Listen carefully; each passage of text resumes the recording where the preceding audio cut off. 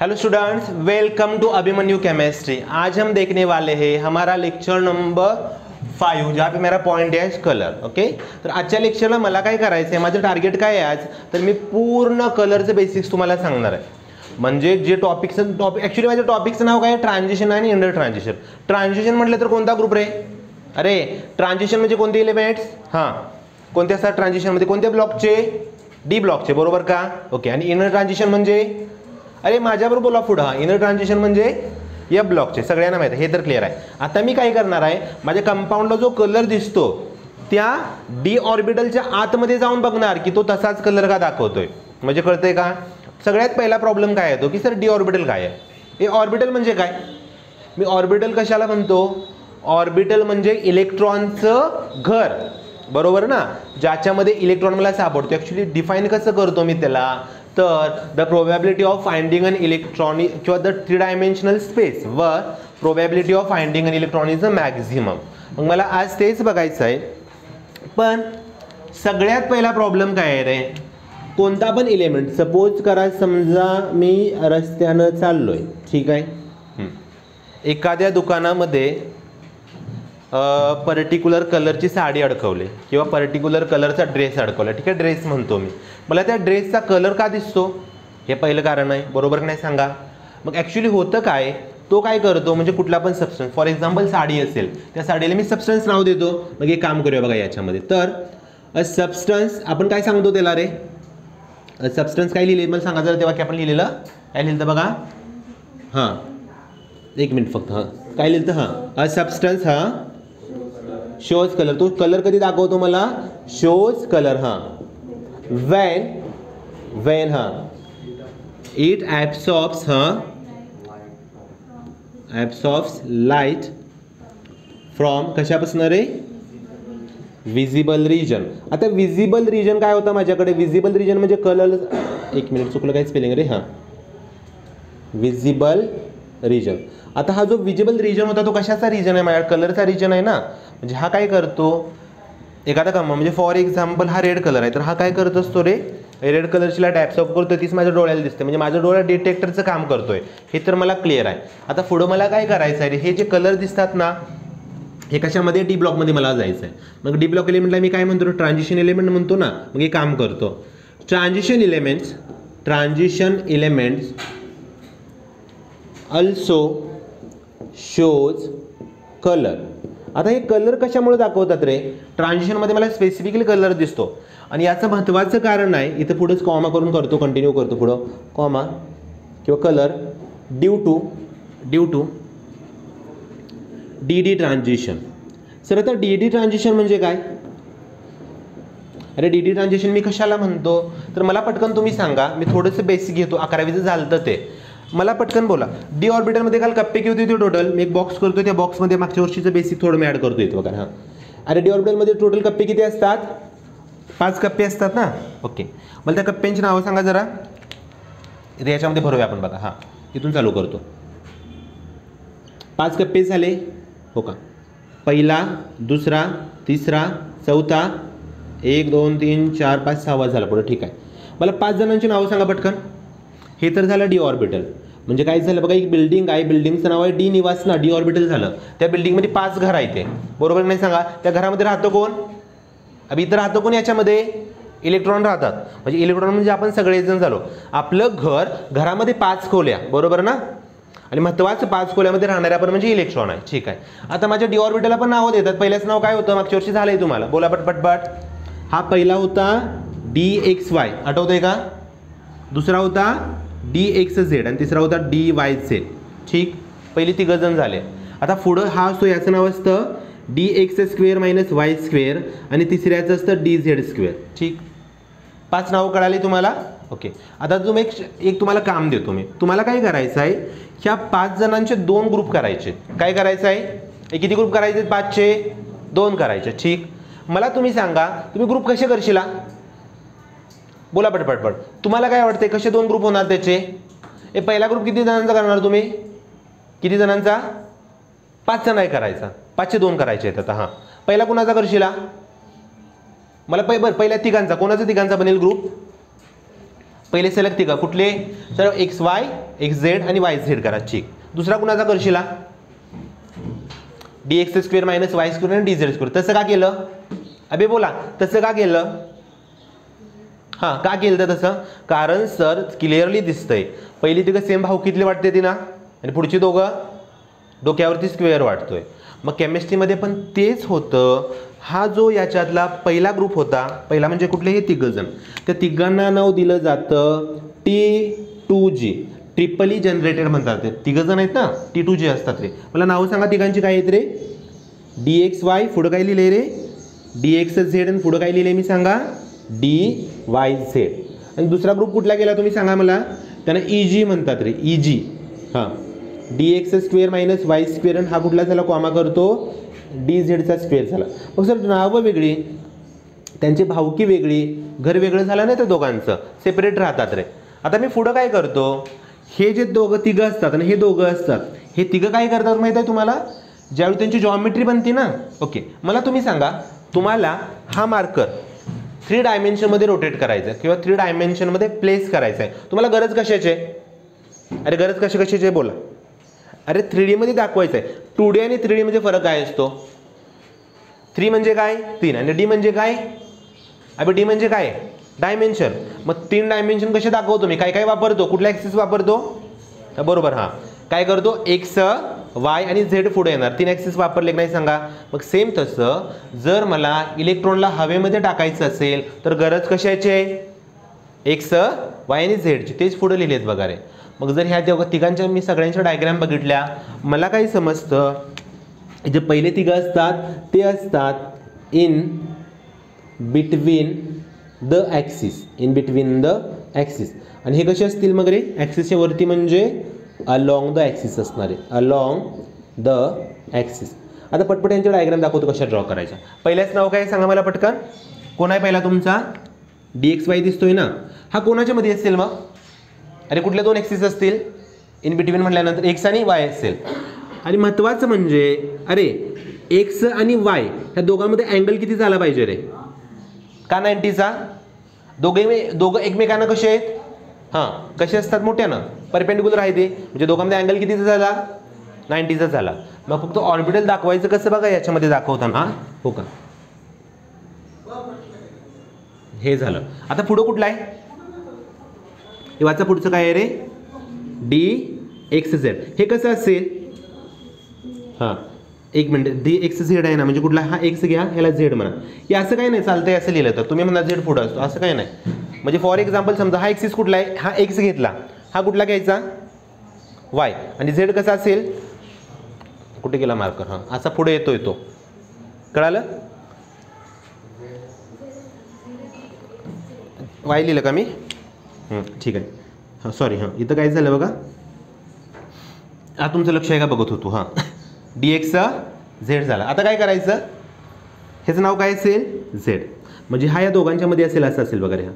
आता शेवटचा कसा आहे बघा जरा चेक करा शेवटचा फक्त व्यवस्थित ड्रॉ करा हां पुढचा कुठला आहे सांगा पटकन मला DYZ आहे ना हा कसा असेल DYZ रे एकमेकांना परपेंडिक्युलर ड्रॉ केलं इकडं एक असेल सेम असा इकडं असेल सेम असा वरती असेल ना ठीक बरोबर ना ओके. हे तिघांचं झालं हे तिघं पण ॲक्सिसच्या मध्ये असतात रे. आता बाकीचे 2 राहिलेले कसे आहेत रे बघ बरं कसे सांगितले बाकीचे 2 अलॉंग द ॲक्सिस. मग हा कुठल्या ॲक्सिसवर असेल एक्स आणि वाय वरती असेल ना. मग एक काम करतो बघा इथं सेम तसं ड्रॉ करू ह्याला मी नाव एक्स दिले ह्याला काय द्यायचं रे वाय द्यायचं. ह्या दोघांच्या वरती कसं असेल वर बरोबर असं ड्रॉ करायचं आलं का लक्षात. शेवटचा कुठं आहे बघा बरं फक्त कशावर असेल झेड वरती असेल इथं ड्रॉ करतो खाली छोटासा त्याला हा समजा झेड ॲक्सिस आहे तुमचा तर हा कसा दाखवतात बघा दाखवताना पुस्तकामध्ये तुमच्या असं करतात आणि तसे छोटेसे 2 सर्कल काढतात तिथं डेन्सिटी असते इलेक्ट्रॉनचे रे. आलं लक्षात मागच्या वर्षी झालेलं होतं ना अरे कळालं का काय करतोय आता ह्याच्यातच खेळ चालू आहे.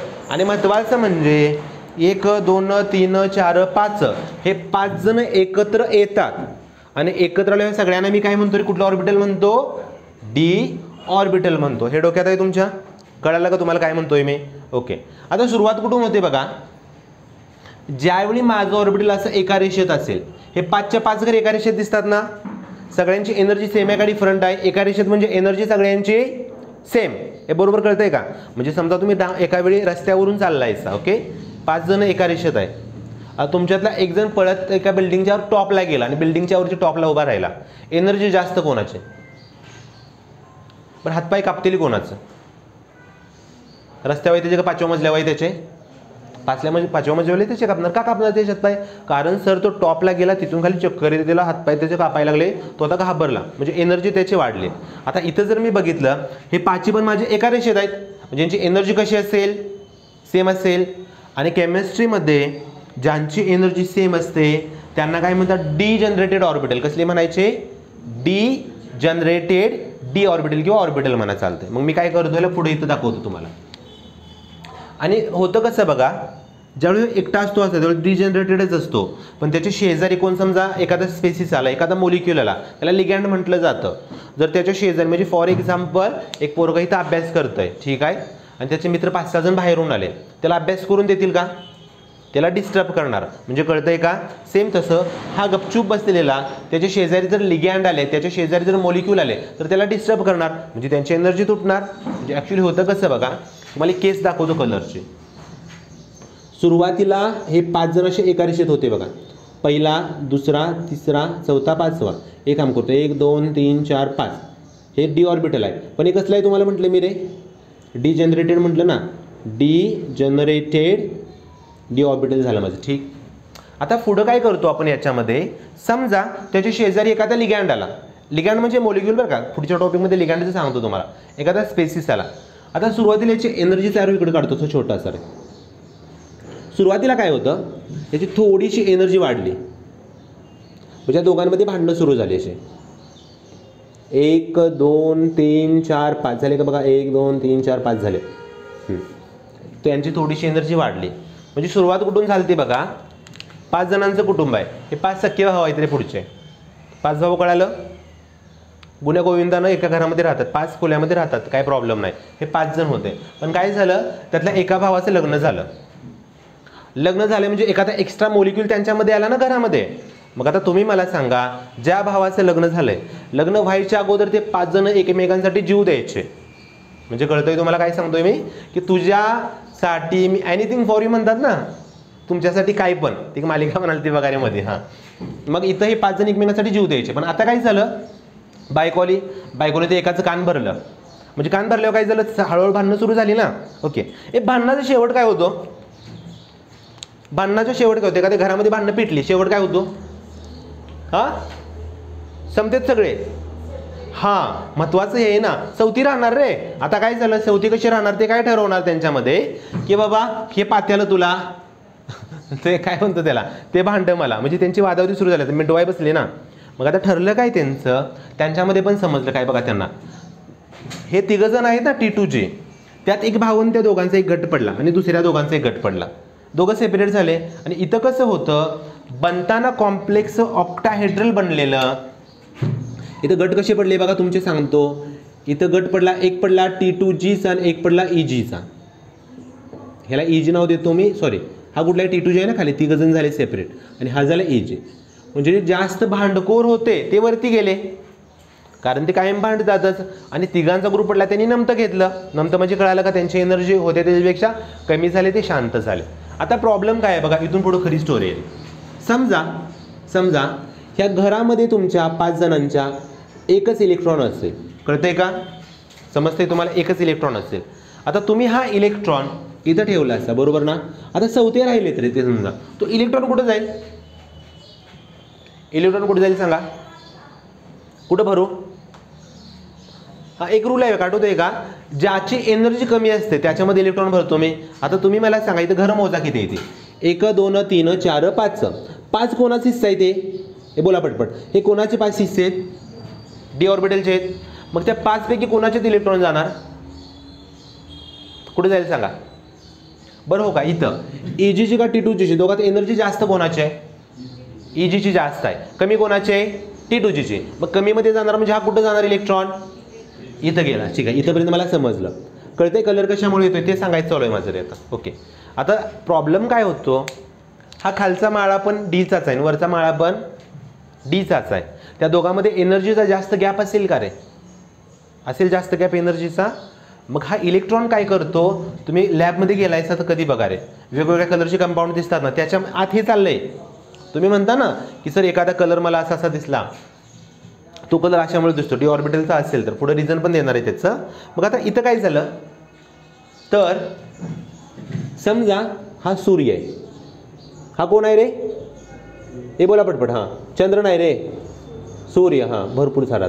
सूर्याचं काम काय आहे? अरे सूर्य काय करतोय? हीट एनर्जी देतोय, लाईट पाडतोय ना. ओके, मग ह्या इलेक्ट्रॉनला काय समजलं, हा काय करतो रे, हा सूर्य इकडं काढतो रे, म्हणजे इकडं डोळा काढायला मला. हां, 1 2 3 4 5 ठीक आहे, काय काय आहे त्याचं. हां, ह्याच्यातून रेडिएशन बाहेर पडायला लागले. आणि ह्यानं काय केलं, जसं मी सुरुवातीच पहिलं वाक्य सांगितलेलं, काय वाक्य वापरले बघा पहिल्या लेक्चरचं माझ्या आजचं, इथं कुठं होतं की a substance shows colour when it acts of light from visible region. Visible region म्हणजे कोणाचं? सूर्याचंच ना. ती लाईट समजा त्यानं घेतली तिथं. आता ह्या कंपाऊंडवरती लाईट पडली समजा इथं.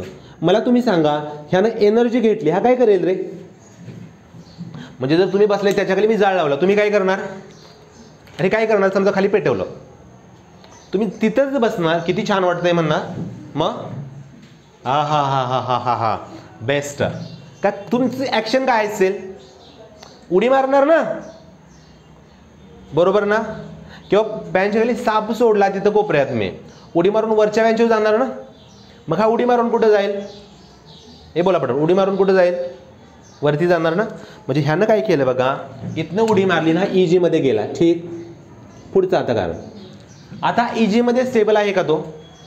तुम्ही बेंचवरती उभा राहिला सापाला बघून, तुम्ही बेंचवरती उभा राहिला स्टेबल आहे का? आज उद्या खाली येणार आहे ना, का तिथं आयुष्य काढणार आहे बेंचच्या वर कोपऱ्या उभा राहण्याचं. हां, मग हा काय करेल रे, यानं जाताना एनर्जी ॲब्सॉर्ब केली, मग खाली येताना पण त्यानं काय केलं पाहिजे? एनर्जी लूज केली पाहिजे ना. बरोबर कळते का तुम्हाला? म्हणजे समजा इथनं मी जंप मारतोय बघा, फॉर एक्झाम्पल बेंचवरती वर आहे, म्हणजे फॉर एक्झाम्पल इथं हा मार्क कुठे गेला रे, हा इथं असा मार्कर आहे आणि ह्या मार्करला इथून इथंपर्यंत जायचं आहे. एवढ्या एनर्जीची गरज आहे. इथून खाली यायसाठी एनर्जीची काहीतरी गरज आहे ना. मग हा जी एनर्जी लूज करतो ना, आणि महत्त्वाचं म्हणजे त्यानं एनर्जी लूज केली, समजा ही एनर्जी लूज करते कलरच्या फॉर्ममध्ये, कलरच्या पॅटर्नमध्ये, COLOUR कलरच्या पॅटर्नमध्ये. आणि इथं तुमचा डोळा आहे समजा पुढं असा. आता डोळा कशाचं काम करतोय? डिटेक्टरचं. अरे डोक्यात जातंय का? मग तुमच्या डोळ्यानं जर डिटेक्टरचं काम केलं, याचा अर्थ काय होणार, तुम्हाला यानं जो ॲब्सॉर्ब केलता त्याचं कॉम्प्लिमेंटरी कलर इथं दिसतो तुम्हाला. आता हे पण तुम्हाला सांगतो कॉम्प्लिमेंटरी काय असतं अगोदर. कॉम्प्लिमेंटरी कलर म्हणतात रे, ते रिझन ते क्लिअर करतो. पण अगोदर स्टोरी तर कळाली काय होतंय. अरे समजलं का कलर कशामुळे दिसतोय? कळालं.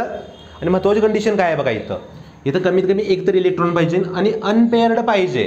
कधी कधी असं होतं ना की काय होणार, की समजा इलेक्ट्रॉनच नसेल तर ट्रान्झिशन होईल का? अरे काय म्हणतोय मी, इलेक्ट्रॉनच नाही, होईल का ट्रान्झिशन? नाही होणार. किंवा गच्च भरले असतील तर, म्हणजे समजा असं असतं 1 2 3 4 5 6 7, चुकलं रे, हां 1 2 3 4 5 6 7 8 9 10च्या 10 भरले, ट्रान्झिशनला जागा आहे का? मस्त तुम्ही उडी मारतायचा. आपण बसमध्ये कधी बसतो रे? बसमध्ये कधी जातो? जागा असेल तर, जागाच नसेल तर टपापासून जातो म्हणायचं नाही. तुम्हाला टपापासून द्यायची येते का सांगा बरं? जागा पाहिजे ना. म्हणजे समजा हा जर पूर्ण पॅक झाला तर ट्रान्झिशन होणार आहे का? म्हणजे DD ट्रान्झिशन पॉसिबल कधी आहे, जर तिथं ॲटलिस्ट 1 to 9 इलेक्ट्रॉन पाहिजे. 1 ते 9 असेल तर होतं. कॉपर 2+ मध्ये पण होत आहे. मग ते काम करतो. हा जो उठा टेप आहे मी 3-4 वाक्यामध्ये ते छापतो. काय करतो बघा आपण इथं, तर ह्याच्याबद्दल लिहूया आपण. व्हेन किंवा इथे सुरुवात करतो डी. हां, D orbital is in degenerated state. Degenerated अर्थ काय सांगा मला पटकन? अबे बोला. डिजनरेटेड म्हणजे काय? हॅव्हिंग कसली एनर्जी? Having same energy. कळते का सगळ्यांना? अरे कळालं का? दोघांची एनर्जी सगळ्यांची. 5 जण कोण पहिले? मला नाव सांगा पटपट एका श्वासामध्ये पहिल्या 5 जणांची. तिकडे बघून सांगा. चालतंय. हां, श्वास घ्या अगोदर. हां बोला. आवाज होती सगळ्यांचा. तुम्हाला जेवाय वाटत नाही ती घरात? मग बोला मोठ्यानं. चलो. हां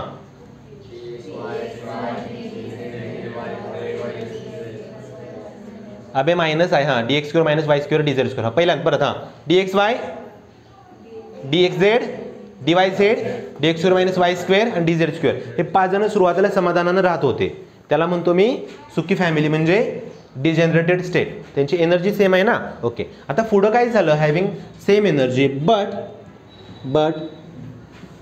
इन प्रेझेन्स ऑफ लिगँड. आता लिगँडचा पूर्ण मिनिंग तुम्हाला मी पुढच्या टॉपिकमध्ये सांगणार आहे. लिगँड म्हणजे जो इलेक्ट्रॉन देतो तो, जो बॉन्ड करतो तो, बॉन्ड तयार करतो तो. जरी तुम्हाला गडबड असेल तर आपल्या चॅनलमध्ये जायचं. मागच्या वर्षी मी कोऑर्डिनेशन केमिस्ट्रीचे 12 व्हिडिओज अपलोड केलते. 12चे 12 बघायची गरज नाही, पहिले 2 बघितली तर अर्थ कळेल त्याचा तुम्हाला रे. ठीक. आता इन प्रेझेन्स ऑफ लिगँड किंवा काय रे, ऑर सॉल्व्हंट मॉलिक्यूल.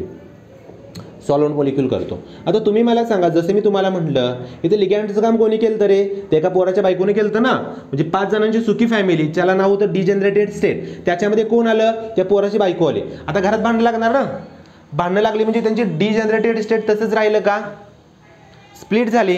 म्हणजे काय झालं बघा, in presence of ligand or solvent molecule degenerated state of d orbital is disturbed करतो मी, disturbed and orbital get splitted. आता याचं स्प्लिटिंग कसं होतं ते काही सांगायची याच्यामध्ये गरज नाही. पण आता तुम्ही सांगा, जे सेपरेट राहिले, जे चौथी राहिली आहे, जरी सेपरेट राहिले तरी पण आपण शेजाऱ्याला मदत करतो ना. म्हणजे आपल्या आपण गावामध्ये स्पेशली बघतो रे, 2 भाऊ सेपरेट राहिले तर एकमेकांना मदत करतातच ना. म्हणजे ज्यावेळी ह्यातल्या एकाला मदतीची गरज पडली तू त्याच्या घरातच जाणार ना. शेवटी भावकी तर त्यांची एकच आहे की र, नाव सेमच आहे ना. जरी हाणामाऱ्या झाल्या माणसांच्या तरी हुमऱ्याला हुमरा असेल तर माणसं मिटवून घेतातच रे. मग आता काय झालं, इथंपर्यंत ह्यांची डिस्टर्ब झाले, सगळं ठीक आहे आणि ऑर्बिटल सेपरेट झाले. बट पुढं करतो, but they have less energy difference किंवा less energy gap which can be filled by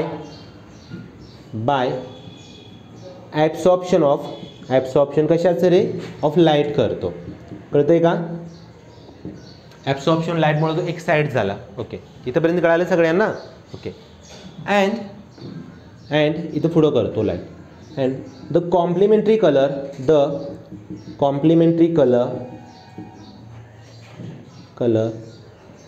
is observed for given complex करतो किंवा गिवन सबस्टन्स.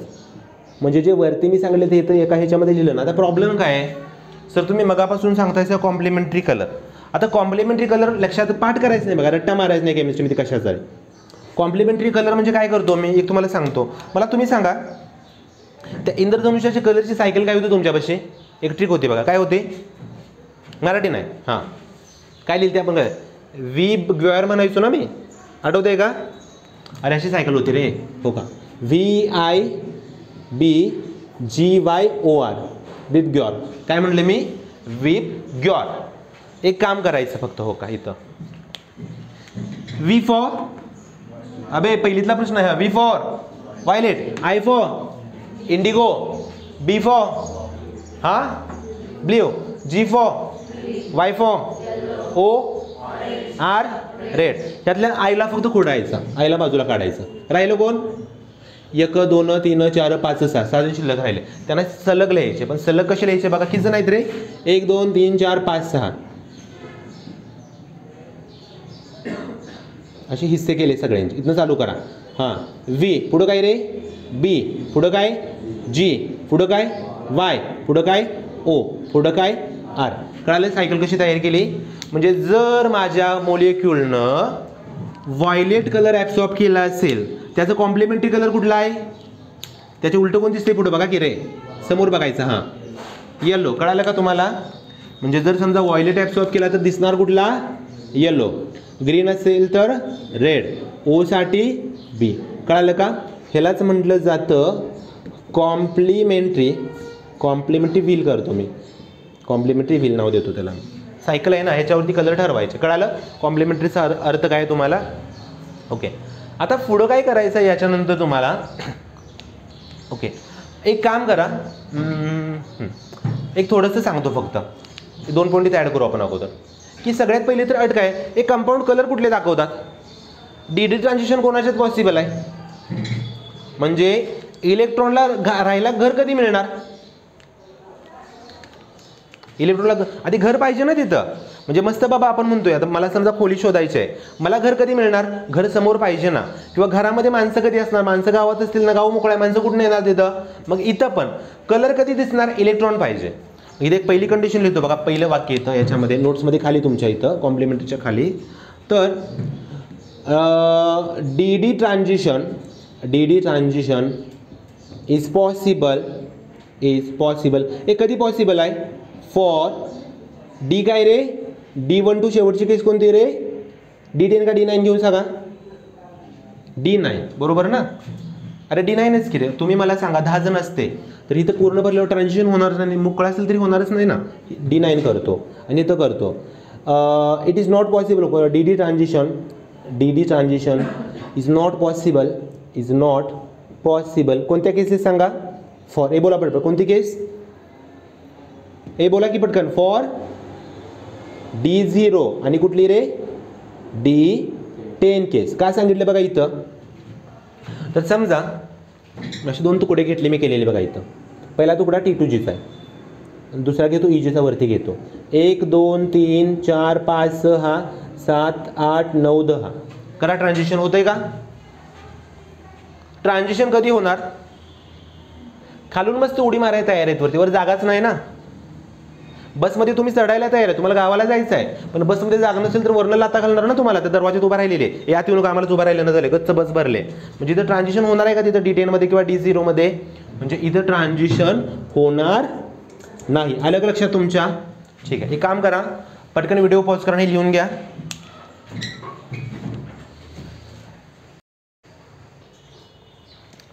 ओके, आता इथून पुढे मला काय करायचं आहे, जे मी आतापर्यंत मी तुम्हाला काय सांगितलं की कलर नेमका तयार कसा होतो, डी ट्रान्झिशन होतं, मी तुम्हाला सांगितलं ट्रान्झिशन एलिमेंट्समध्ये. तर आता इथं काही एलिमेंट दिले त्यांचे मी कलर दिलेत बघा, ह्या बाजूला काय केले, आयन्स दिलेत आणि पुढं त्यांचे colour छापलेत.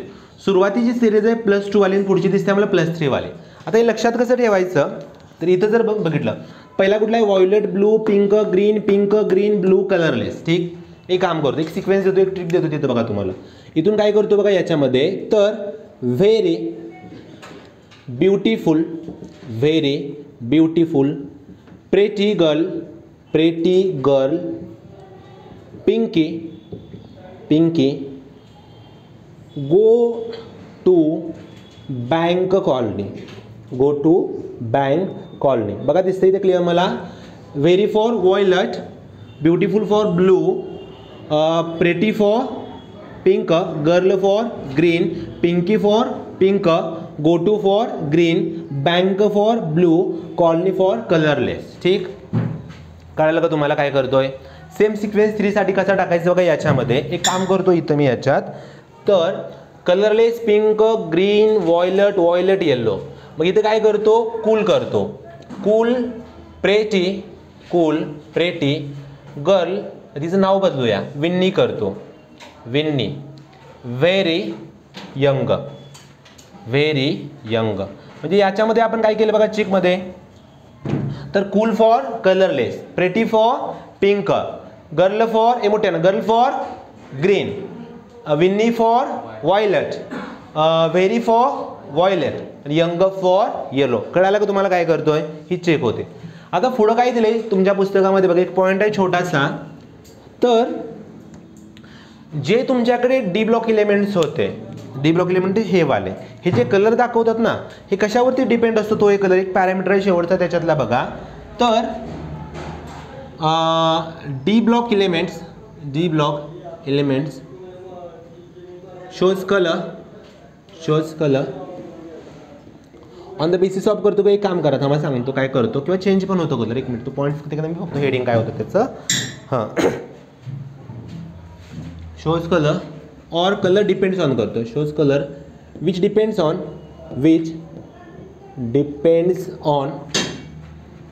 Nature and geometry of ligand करतो. आता लिगॅन्ड म्हणजे काय, मगाशी मी तुम्हाला सांगितलं, जो माझ्या मेटल बरोबर माझ्या कॉम्प्लेक्समध्ये बॉन्ड करतो तो माझा लिगॅन्ड आहे.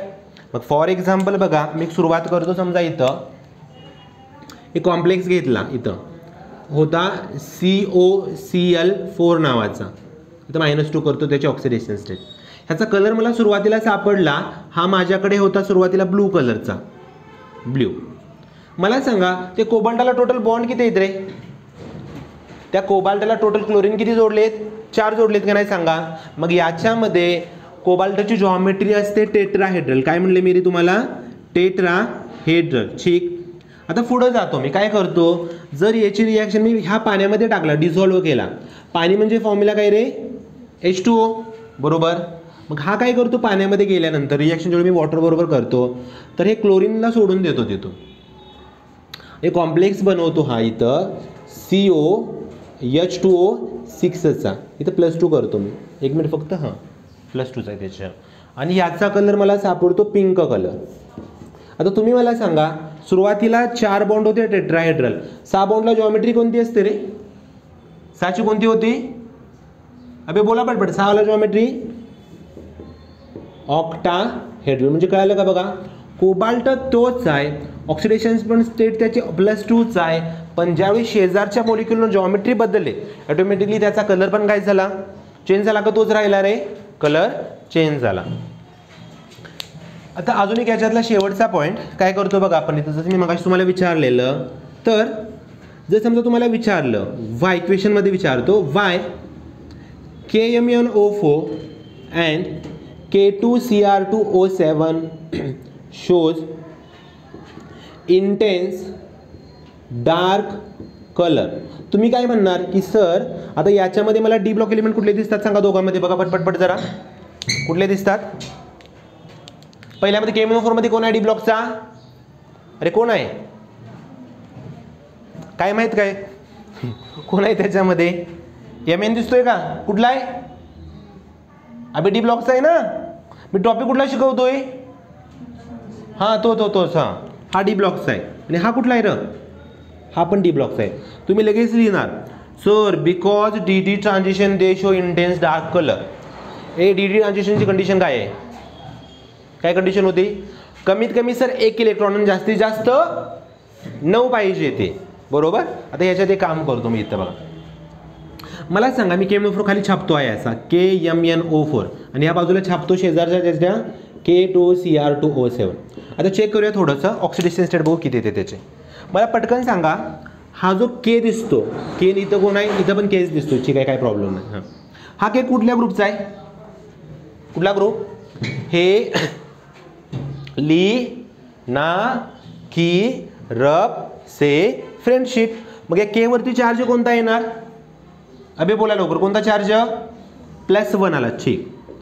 एक ऑक्सिजन चार्ज किती असतो रे? एक ऑक्सिजनचा -2. चौघांचा किती झाला? -8 झाला. ठीक. -8 + 1 किती? -8 + 1 -7 झालं. आता -7ला खाऊन टाकायचं आहे. Mn वर चार्ज किती येऊ? +7 घेतला का? कळालं का? सेम तसं इथं बघा रे, याच्यामध्ये ह्या 7 जणांचा झाला -14, ह्या दोघांचा झाला +2. किती येते बघा? -14 + 2 किती झालं? बरोबर सांगते, -12. पण हा 12 चार्ज दोघं जण वाटून घेणार आहेत की नाही सांगा बरं? मग या दोघांचा जर +12 असेल तर एकाचा किती झाला? एका CRचा? अरे दोघांमध्ये 12 लाडू वाटून घ्यायचे, एक जण किती घेणार? +6 घेतला का? ओके. म्हणजे याच्यामध्ये Mnची ऑक्सिडेशन स्टेट किती आहे? इथं +7 आहे. याच्यामध्ये CRची किती आहे? +6 आहे. ठीक. ओके. आता पटकन मला सांगा, Mnचा ॲटॉमिक नंबर किती होता सुरुवातीला? किती असतो Mnचा ॲटॉमिक नंबर? इथं वरती लिहितो, साईडला इथंच लिहितो पुढे. हां, रेश मारतो असे. किती असतो Mnचा ॲटॉमिक नंबर? 25. कॉन्फिग्युरेशन सांगा मला त्याचं. आर्गॉन पुढं काय रे? 3D, शेजारी 4s. ओके. 25 भरायचे. आर्गॉनने किती खाल्ले? 18 खाल्ले. यसमध्ये 2 टाकले. 18 आणि 2 20, राहिले 5, बरोबर का? ओके. सोडलेत किती? अभि सोडलेत किती? 7 सोडले. म्हणजे कॉन्फिग्युरेशन काय राहिलं? अर्गॉन, हां 3D, बोला पटपट पुढं 4s 0 0 झाला. मग सर डीमध्ये इलेक्ट्रॉनच नाही की इथं. आता सेम इकडे बघा, मला Crचा ॲटॉमिक नंबर सांगा 24. Configuration अर्गॉन 3D 4s.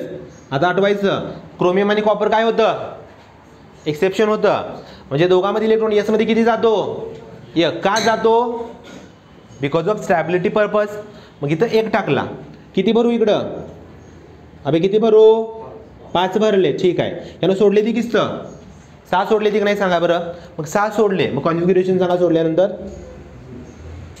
अर्गॉन, हां बोला की पटपट बाळांवर आहे. हां 3D 0 4s 0, बरोबर का, 0 0 झालं ना दोन्हीकडं. ओके, आता एक काम करायचं सर, मग 0 0 कलर असताना हा dark pink colour violet colour दाखवतो, हा इकडचा पिंकिश व्हायलेट कलर असतो, हा ऑरेंज कलर दाखवतो. मग हे कसं काय पॉसिबल आहे, ट्रान्झिशन तर झालं पाहिजे ना.